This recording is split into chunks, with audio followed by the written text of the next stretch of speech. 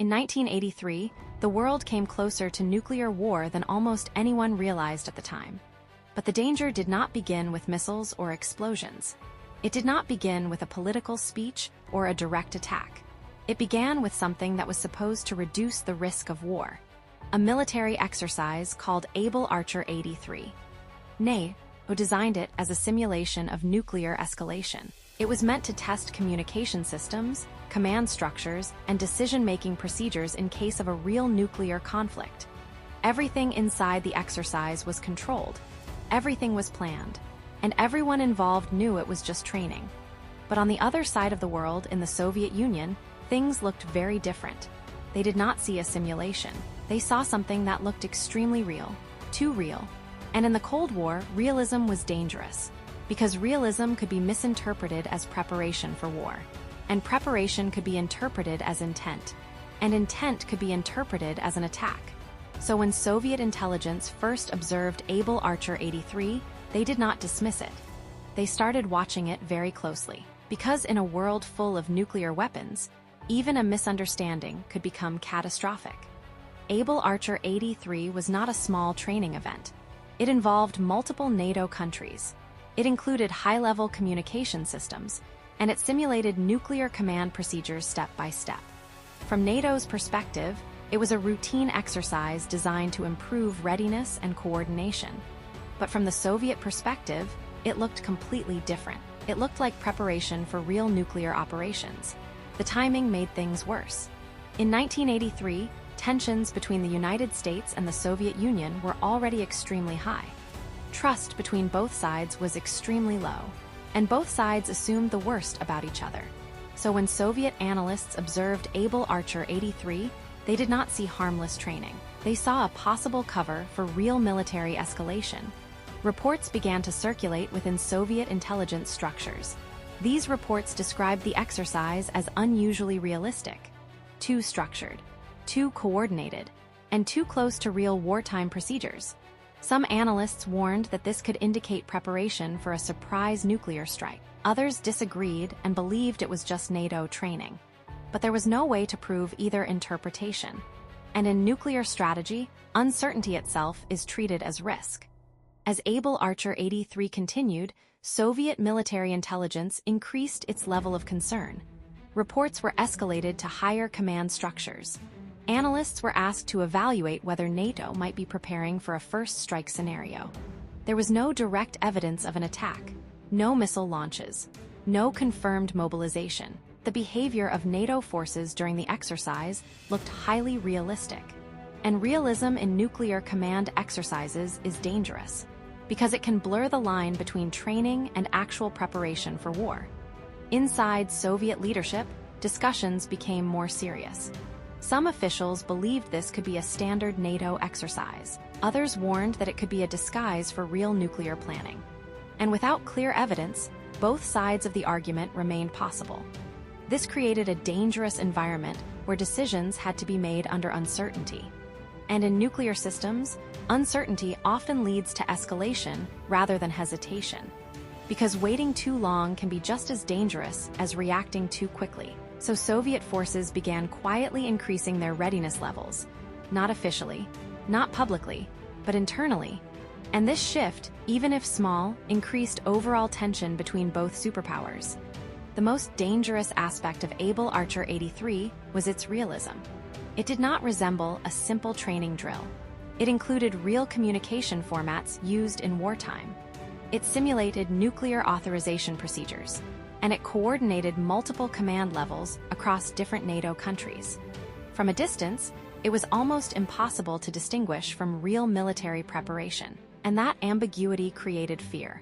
Because fear in military systems leads to defensive action, and defensive action can be misinterpreted as offensive intent.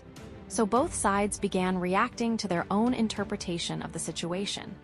NATO continued the exercise normally, unaware of Soviet concerns. The Soviet Union increased monitoring and readiness, unaware that NATO believed everything was just training. This created a feedback loop of misunderstanding. Each side reacted to what they thought the other side was doing, not what was actually happening. And that is how crises develop without anyone intending them. Inside Soviet intelligence, worst-case scenarios began to dominate analysis. What if this was not an exercise? What if it was preparation for a coordinated nuclear strike? There was no proof, but there was also no way to completely eliminate the possibility. And in Cold War logic, even small probabilities could justify major defensive actions. As tension increased, Soviet military units began shifting into higher alert status. Submarines were monitored more closely. Missile forces were evaluated for readiness. Communication channels were reviewed repeatedly. Nothing was officially declared to the public. But internally, preparations were being adjusted based on perceived risk. At the same time, NATO continued the Able Archer exercise without realizing how it was being interpreted.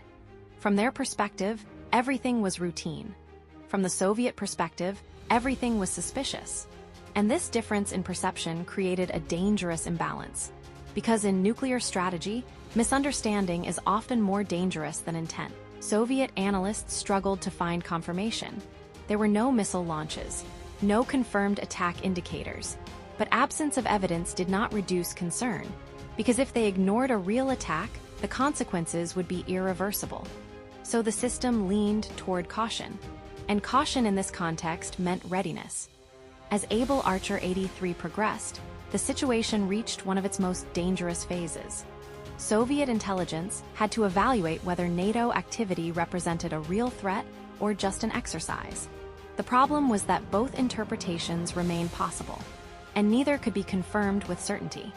This created extreme pressure inside decision-making structures, because decisions had to be made in real time, and waiting for perfect information was not an option. At the same time, NATO forces were simply completing their planned exercise. There was no escalation intended, no preparation for war. But perception on the Soviet side was different. They saw a scenario where NATO could be testing nuclear command readiness as preparation for a first strike. Even though no evidence confirmed this, the fear was enough to influence behavior. So Soviet forces increased defensive awareness even further.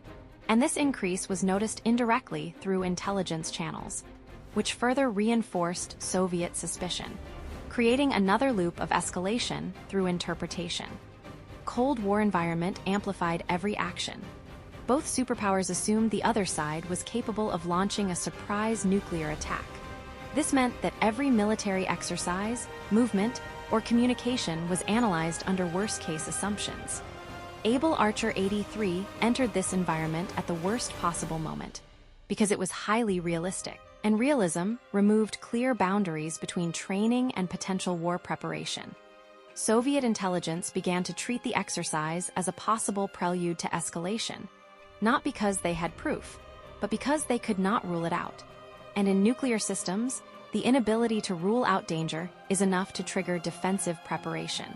This is how escalation can begin without any direct conflict, through interpretation, through fear, and through uncertainty. At this point, both sides were unknowingly moving closer to a dangerous threshold, but neither side realized how close they had come.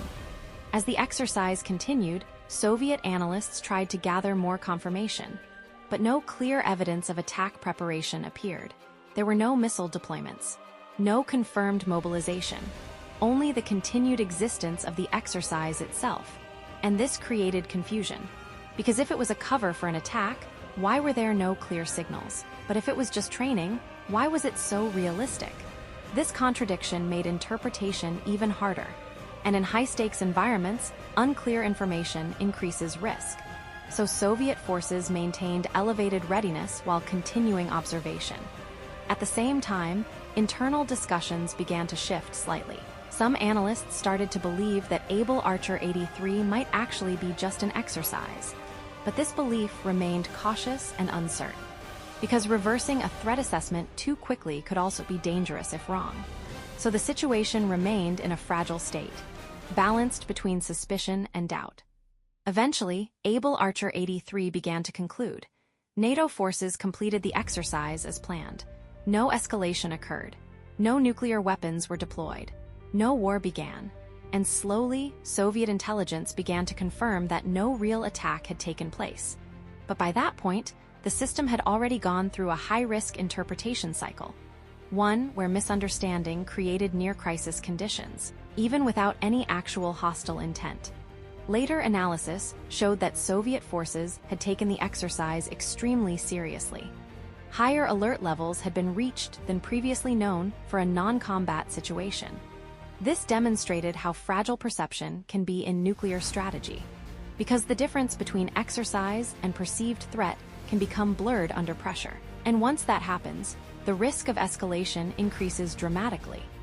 Able Archer 83 is now considered one of the most important Cold War incidents that almost led to disaster without anyone intending it. It was not a battle. It was not an attack. It was a misunderstanding between perception and reality. And that is what made it so dangerous. The key lesson from this event is simple. War does not always begin with intent. Sometimes it begins with interpretation.